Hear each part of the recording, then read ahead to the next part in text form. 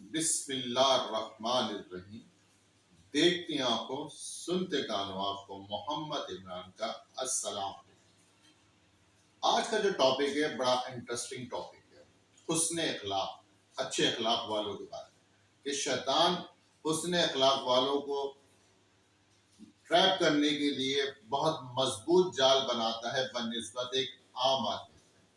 حسن اخلاق، حسن کہتے ہیں اچھائی کو، خوبصورتی کو، اور اخلاق جمع ہے خلق کی، جس کے معنی ہے رویہ، برتاؤ اور عادات۔ اچھے رویے، اچھے برتاؤ اور اچھے عادات حسن اخلاق کہلاتے ہیں۔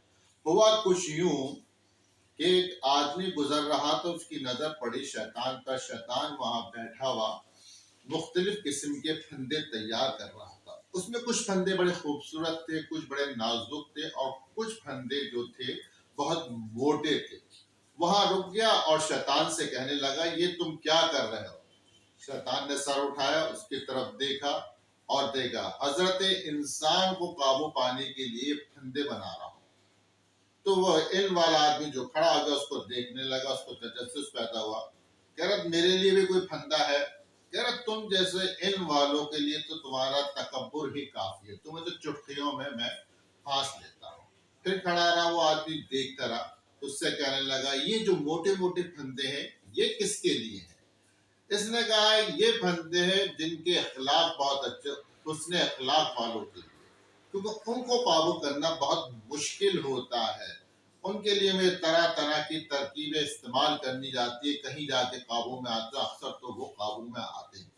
اس لیے ایک حدیث بھی ہے کہ تمہارے اعمال میں سب سے وزنی عمل جو ہوگا تمہارے اخلاق کا ہوگا۔